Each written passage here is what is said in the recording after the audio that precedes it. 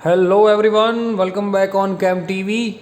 बच्चों, पिछले 4 लेक्चर के अंदर हमने आपका पूरा चैप्टर जो था areas of parallelogram and triangle वो अकॉर्डिंग टू 2021 सिलेबस के हिसाब से हमने ख़त्म कर दिया।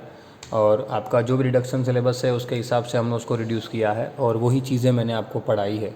तो आप लोग वो चीज़ों को याद कीजिएगा अच्छी तरीके से, ठीक है, लर्न कीजिएगा। और सारी बातें आई होप सब लोगों ने लिखी होगी। Now as per hour rule हम पूरे चैप्टर को ख़त्म करने के बाद एक शॉट के अंदर एक वीडियो में सारे के सारे लेक्चर जो भी हम पढ़े हैं उसको एक बार सब कुछ क्लियरली देख लेते हैं, उसके बाद हम आगे बढ़ते हैं। तो वैसे ही हम अभी क्या करेंगे, अभी हम सारे के सारे लेक्चर जो है उसको क्या करेंगे, एक बार वापस से रिकैप कर देंगे। तो आप लोग को रिवीजन के लिए ये लेक्चर नंबर 5 जो मैं बना रहा हूँ वो रिवीजन के लिए आप एक बार एग्ज़ाम से पहले इस लेक्चर को देख सकते हो, ठीक है। तो चालू करते हैं बच्चों। सबसे पहले तो लेक्चर नंबर 1 की बात करते हैं। हमने जब चैप्टर चालू किया तब मैंने लेक्चर नंबर 1 के अंदर आपको कुछ बेसिक टर्म्स लिखवाए थे, कुछ बेसिक फार्मूलाज के बारे में डिस्कशन किया था आपसे कि मेरे पास जो भी अलग अलग टाइप की क्लोज फिगर होती है वो अलग अलग टाइप की क्लोज फिगर के लिए मेरे पास अलग अलग प्रकार के एरियाज़ रहते हैं। जैसे कि भाई मेरे पास एक एरिया रहा है, समझना अच्छी तरीके से, एक एरिया जैसे कि मेरे पास है राइट एंगल ट्राइंगल है, ठीक है। उसके बाद अलग अलग दूसरे एरिया भी मेरे पास है जो आपको स्क्रीन पे दिख रहे हैं, जैसे कि equilateral triangle, root 3/4 side square. उसके बाद स्केलेन ट्रायंगल जिसकी मुझे साइड का पता नहीं है, उसका अभी फ़िलहाल मैंने फार्मूला लिखा हेरॉन्स फार्मूला। उसके बाद आगे के लेक्चर में हमने एक और फार्मूला जाना कि अगर मैं बीच में एक मीडियन ड्रॉ कर देता हूँ तो मैं, माफ़ कीजिए, एक अल्टीट्यूड ड्रॉ कर देता हूँ, मीडियन नहीं, माफ़ कीजिए, एक अल्टीट्यूड अगर मैं ड्रॉ कर देता हूँ तो वहाँ पर मैं फार्मूला लिख सकता हूँ 1/2 बेस इंटू हाइट, ठीक है। वैसे अलग अलग मैंने बहुत सारे फार्मूला यहाँ पर मैंशन किए हैं, ओके। वो चीज़ आपको हालांकि याद रखनी है, ये चीज़ जो है वो तो आप बहुत इंपॉर्टेंट है। ये चीज़ आप अपने बेसिक नॉलेज के लिए भी याद रख सकते हो क्योंकि ये चीज़ तो 10th में भी काम में आएगी और आगे जाके भी इवन आपको काम में आएगी, ओके। चलिए, उसके बाद मैंने चैप्टर जब शुरू किया तब मैंने आपको बताया था कि प्लेनर रीजन क्या होता है। एक प्रकार की इसी, जैसे कि ये मेरा पेज है, उसके ऊपर मैं कोई भी एक क्लोज फिगर बनाता हूँ तो वो प्लेनर रीजन हो गया, मेरा एक प्लेन रीजन हो गया, ओके। अब उसके फिगर के लिए आपको हमें एरिया के बारे में डिस्कस करना था कि वो कितनी जगह ऑक्यूपाई कर रहा है। तो उसका जो एरिया है वो एरिया, उसके बारे में एक स्टेटमेंट मैंने आपको बताया कि वो कभी नेगेटिव नहीं होता, एरिया ऑलवेज पॉजिटिव रहते हैं, ठीक है। उसके बारे में भी हमने डिस्कस कर लिया। देन आफ्टर, अगर मेरे पास कोई भी दो ऐसी फिगर है, कोई भी दो ऐसे एरिया, दो ऐसे, माफ़ कीजिए, क्लोज फिगर है जो कॉन्ग्रुएंट फिगर है, जैसे कि एक कॉन्ग्रुएंट ट्रायंगल दूसरे एक ट्रायंगल दूसरे ट्रायंगल के साथ अगर कॉन्ग्रुएंट है, कॉन्ग्रुएंसी के कोई भी रूल के तहत, तो वो दोनों अगर कॉन्ग्रुएंट है, समझिएगा, वो दोनों के दोनों क्या है, अगर कॉन्ग्रुएंट है तो उस दोनों का एरिया भी क्या रहता है, सेम रहता है। क्या रहता है, उस दोनों का एरिया भी क्या रहता है, सेम रहता है। तो ये चीज़ भी हमने यहाँ पर डिस्कस कर ली, ओके। नाउ दूसरी बात कि उस एरिया को दिखाने के कुछ सिंबॉलिक रिप्रेजेंटेशन थे। वो सिंबॉलिक रिप्रेजेंटेशन मैंने यहाँ पे बता दिया कि मैं अगर कोई एक फिगर ए है मेरे पास, उसका मुझे एरिया बताना हो तो मैं पूरा नहीं लिखूंगा कि भाई एरिया ऑफ ए, शॉर्ट में लिख दूंगा AR in bracket A, okay. ना उसके बाद properties of areas of figure के बारे में मैंने डिस्कस किया था। थोड़ी बहुत प्रॉपर्टीज़ हमने जानी कि अगर कॉन्ग्रुएंट फिगर है, जो मैंने आपको आगे बताया, कॉन्ग्रुएंट फिगर है तो मैं क्या कह सकता हूँ, वो अगर कॉन्ग्रुएंट फिगर है तो दोनों का एरिया क्या रहता है, सेम। सेकंड थिंग, अगर कोई भी मेरे पास दो फिगर है जो एक कॉमन बेस के ऊपर बन रही है तो वो दोनों फिगर का टोटल वो पूरी फिगर जो बनी है उसके जितना होगा। जैसे कि पूरी फिगर मेरे पास ए है, ये दोनों, एक पी है एक क्यू है, तो पी का एरिया प्लस क्यू का एरिया वो पूरे ए के एरिया के बराबर बैठेगा, ठीक है ना। तो ये चीज़ भी हमने देख ली, ये चीज़ भी हमने जान ली, रेडी। उसके बाद हमने लेक्चर नंबर 2 के अंदर, ये लेक्चर 1 हो गया, उसके बाद हमने लेक्चर नंबर 2 के अंदर एक चीज़ जानी थी। क्या? लेक्चर नंबर 2 के अंदर हमने देखा कि कोई भी फिगर ऐसी है जो कि same base, lecture number 2, lecture number 3 और लेक्चर नंबर 4, वो दोनों सेम कंसेप्ट से जा रहे हैं, लेकिन उसमें हमने अलग अलग फिगर और अलग अलग कुछ कंसेप्ट लगाए। जैसे कि भाई यहाँ पे मैंने एक कंसेप्ट क्या लगाया था कि अगर मेरे पास ऐसी फिगर है जो क्या है, सेम बेस और सेम पैरेलल के बीच में है। क्या है? सेम बेस और सेम पैरेलल के बीच में है। अगर सेम बेस और सेम पैरेलल के बीच में अगर कोई फिगर बन रही है तो वो दोनों का एरिया भी क्या रहता है, सेम। देखो ये रहा, वो माफ़ कीजिए, वो चीज़ हमने आगे के लेक्चर, आगे के उसमें जानी। पर पहले तो वो फिगर क्या जो सेम बेस और सेम पैरेलल के बीच में होती है, लेक्चर के अंदर हमने वो जाना कि देखो ये दोनों सेम पैरेलल है। कोई फिगर को देख के हम कैसे बोल सकते हैं कि वो दोनों सेम बेस और सेम पैरेलल के बीच में है? तो पहले तो वो दोनों के दोनों फिगर को आइडेंटिफाई करो। जैसे कि आपकी स्क्रीन पर जो पहली फिगर दिख रही है, वो पहली फिगर के अंदर देखिए आपको दो फिगर दिख रही होगी। उसके अंदर एक फिगर है PQRS, देखो ये रहा, और एक फिगर है AQR, यानी कि एक मेरे पास ट्रायंगल है और एक मेरे पास ट्रेपेजियम है। दो चीज़ें हैं मेरे पास, क्या है, एक मेरे पास ट्रायंगल है और एक मेरे पास ट्रेपेजियम है। और वो दोनों ट्रेपेजियम, माफ़ कीजिए, वो दोनों फिगर यानी कि ट्रेपेजियम और ट्रायंगल, वो दोनों के दोनों का एक कॉमन बेस होना चाहिए। Common base in the sense, देखिए मैं ट्रेपेजियम की बात करूँ तो भी उसमें QR बेस है और ट्रायंगल की बात करूँ तो उसमें भी QR बेस है। क्लियर। अब मैं जैसे इस PS को भी बेस ले सकता था, लेकिन PS मेरे ट्रायंगल का तो बेस है नहीं, मुझे दोनों का जो कॉमन है उसको लेना है। जैसे कि मान लो कि ये एक ऐसी चीज़ है, ये एक पत्ता है जो यहाँ पे लगा हुआ है, चिपका हुआ है, उसको उठा के मैं नीचे ही ले लूँगा तो नीचे एक ऐसा टाइप की फिगर बन जाएगी ऐसी, यानी कि दोनों का बेस क्या बन जाएगा, कॉमन, ऊपर ट्रेपेजियम नीचे ट्रायंगल। ठीक है, जैसे पेज आप खोलते हो वैसे। ओके, तो ये चीज़ भी वही चीज़ आपको याद रखनी है कि जो एज होती है, एज पेज होता है ना, पेज की जो एज होती है वो कॉमन बेस हो गया। एक तरफ हमारा पहला पेज होता है, दूसरा पेज होता है, बराबर। यही चीज़ आपको यहाँ पे भी इम्प्लीमेंट करनी है। ओके, तो तब हम कह सकते हैं कि वो सेम बेस और सेम पैरेलल के बीच में है। ठीक है, उसको लेके मैंने आपको फिगर्स के बारे में भी थोड़ा बहुत इंट्रोडक्शन दिया था कि जैसे कि मेरे पास बहुत सारे फिगर मैंने दिया था, एक फिगर मैंने आपको होमवर्क में भी दिया था। ओके, ये सारी बातें अच्छी तरीके से याद रखना। उसके बाद हमने उसका जो स्टेटमेंटल फॉर्म था वो भी देख लिया। स्टेटमेंटल फॉर्म मेन था, यही इसके ऊपर हमने आगे के 2 लेक्चर पढ़े कि अगर if two figures are said to be the same base and between same parallel, कोई भी दो फिगर सेम बेस और सेम बिटवीन सेम पैरेलल कब कही जाएगी, जब if they have common base, अगर उनके पास कॉमन बेस है, and your vertices opposite to the common base of each figure lies on the same parallel. Clear. तो ये चीज़ हमने वहाँ पे डिस्कस कर ली कि अगर उनके पास सेम बेस है, क्या है, वो दोनों फिगर के पास सेम बेस है और दोनों की दोनों फिगर सेम पैरेलल के बीच में अगर लाई कर रही है, सेम पैरेलल के बीच में अगर लाई कर रही है, तो ही हम कह सकते हैं कि वो दोनों फिगर क्या सेम बेस और सेम पैरेलल के बीच में है। ठीक है। उसके बाद हमने लेक्चर नंबर 3 के अंदर पैरेललोग्राम के एरिया के बारे में कुछ जाना और उसके कुछ बेसिक टर्म्स के बारे में इंफॉर्मेशन ली।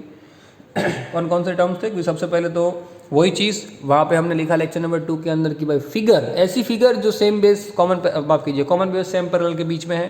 पर अब यहाँ पे ऐसे पैरेललोग्राम, क्या ऐसे कोई भी 2 पैरेललोग्राम या 3 पैरेललोग्राम या कोई भी 4 कोई भी हो सकते हैं। क्लियर। ऐसे पैरेललोग्राम जो क्या है on same base and between the same parallel, क्या ऐसे पैरेललोग्राम जो कॉमन लाइन माफ कीजिए पैरेलल लाइन के बीच में है और कॉमन बेस के ऊपर है। यानी कि जैसे कि मैंने यहाँ पे एक पैरेललोग्राम देखो आपको दिख रहा है, मैंने एक पैरेललोग्राम ले लिया PQRS। क्या ले लिया पैरेललोग्राम, मैंने एक पैरेललोग्राम ले लिया, क्या PQRS। अगर इस पैरेललोग्राम के अंदर जैसे कि PQRS ये पैरेललोग्राम जो है उसके साथ मैंने कोई दूसरा पैरेललोग्राम ले लिया जिसका बेस वही है, कौन सा, PQBA या APQB कोई भी, तो ये जो APQB है, मान लो कि वो एक पेज है जो चिपका हुआ है, ये भी एक पेज है जो नीचे की साइड है। अब ये APQB वाला को खुला के मैं ऐसे रख दो, ऐसे खोल के इस तरफ ले लूँ तो एक कॉमन बेस मुझे दिखेगा, दोनों को जोड़ता हुआ एक बेस, कौन सा, PQ। बस, यानी कि दोनों के दोनों पहले तो पैरेललोग्राम मैंने लिए। अगर दोनों के दोनों पैरेललोग्राम है, सबसे पहली कंडीशन दोनों के दोनों पैरेललोग्राम है। दूसरा, वो कॉमन बेस के ऊपर है, दोनों के दोनों एक ही बेस के ऊपर लाई कर रहे हैं, एक ही बेस के ऊपर लटक रहा है ना, देखो इसी बेस के ऊपर दोनों लटक रहा है। इसको मैं ऐसा उल्टा लटका दूँ तो दोनों एक ही बेस के ऊपर लटकेंगे। ठीक है। तीसरा, वो सेम पैरेलल लाइन के बीच में, देखिए ये PQB है, यहाँ पे SB है, तो सेम पैरेलल लाइन हो गई। यानी कि अगर वो सेम पैरेलल लाइन के बीच में है, कॉमन बेस के ऊपर है, और अगर वो दोनों पैरेललोग्राम है, तो इस कंडीशन के अंदर, क्या इस कंडीशन के अंदर हम कह सकते हैं वो दोनों का एरिया क्या है, सेम। क्या है, दोनों का एरिया सेम।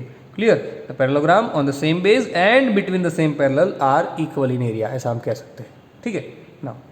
उसके बाद हमने एरिया ऑफ पैरेललोग्राम का फॉर्मूला देखा, ये IMP है, पूछा जा सकता है, आपको MCQ के अंदर पूछ सकते हैं क्या है क्या नहीं वो। ठीक है। सो एरिया ऑफ पैरेललोग्राम क्या है, base into height, base into height, base into height जो है वो एरिया ऑफ पैरेललोग्राम है। जैसे कि पैरेललोग्राम मेरे पास है एक ABCD, क्या है, एक मेरे पास पैरेललोग्राम है ABCD, एक मेरे पास उसके ऊपर एल्टीट्यूड है DM। क्या एल्टीट्यूड है मेरे पास, एल्टीट्यूड मेरे पास है DM। अगर मेरे पास DM एल्टीट्यूड है और ABCD वो मेरा पैरेललोग्राम है, तो उस पैरेललोग्राम का एक बेस है मेरे पास AB और उसके ऊपर एक एल्टीट्यूड ड्रॉ हो रहा है AM, तो उसका एरिया हम लिख सकते हैं बेस इंटू हाइट। क्या कह सकते हैं उसका, ओके। तो याद रखिएगा कि area of parallelogram is equal to base into height. ठीक है। चलिए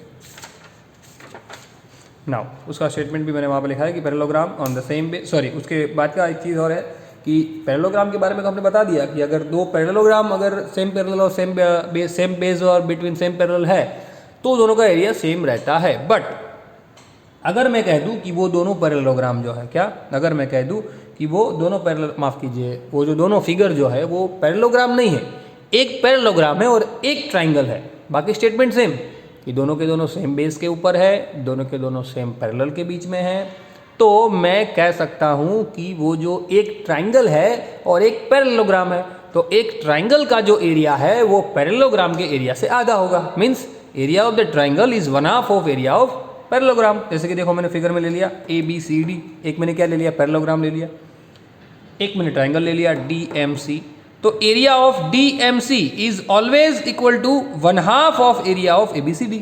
मीन्स पैरेललोग्राम का एरिया, उसका आधा एरिया क्या बनेगा, ट्राइंगल का एरिया।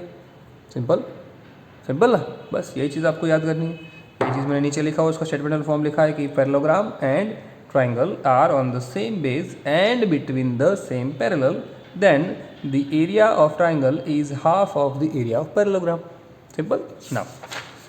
उसके बाद आखिरी लेक्चर में हमने ये चीज़ जाना कि जैसे कि मैंने बताया कि दो सेम माफ़ कीजिए दो पैरेलल लाइन के बीच में अगर दो पैरेललोग्राम है तो वो दोनों का एरिया सेम रहेगा अगर वो कॉमन बेस पे है। तो वही चीज़ मैंने ट्राइंगल के लिए इम्प्लीमेंट कर दी, वही चीज़ मैंने क्या कर दी, वही चीज़ मैंने ट्राइंगल के लिए इम्प्लीमेंट कर दी कि अगर क्या, अगर सेम पैरेलल, माफ़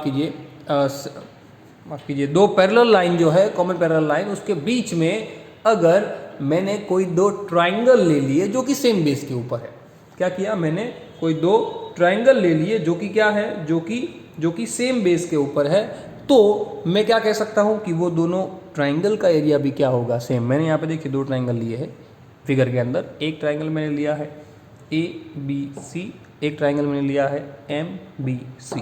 क्लियर, वो दोनों का एरिया क्या हो जाएगा, सेम। अगर वो दोनों सेम बेस पे, सेम बेस है दोनों का, यस BC, और दोनों पैरेलल है, यस LNM। तो ये चीज़ याद रखना। थ्योरम नंबर 9.2 उसके लिए है कि two triangle on the same base and between the same parallel are equal in area, are equal in area we can से।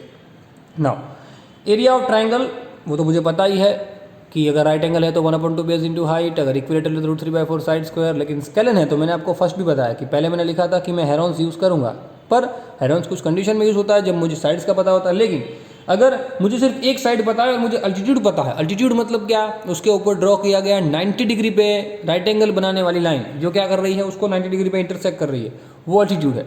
ओके, तो ये चीज़ याद रखना कि 1/2 बेस इंटू हाइट भी मैं कर सकता हूँ, लेकिन उस वक्त मैं छोटा सा बेस नहीं लूंगा, MC बेस नहीं लूंगा या MB बेस नहीं लूंगा, मैं क्या लूंगा, मैं लूंगा BC बेस, पूरा BC मल्टीप्लाई बाय पूरा AM।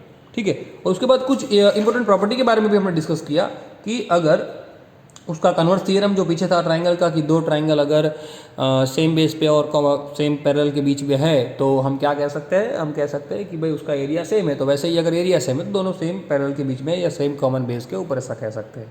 उसके बाद प्रॉपर्टी ऑफ मीडियन, मीडियन की प्रॉपर्टी के बारे में खास हमने ये चीज़ सीखी कि अगर मेरे पास कोई ट्राइंगल है उसके ऊपर मैंने एक मीडियन ड्रॉ की हुई है, तो वो मीडियन से बने हुए मेरे दो ट्राइंगल के दो टुकड़े, यानी कि मेरे पास देखो पहले ट्राइंगल मेरे पास ABC था, उसके बाद मेरे पास दो ट्राइंगल फॉर्म हो गए, एक बन गया ABM, एक बन गया ACM।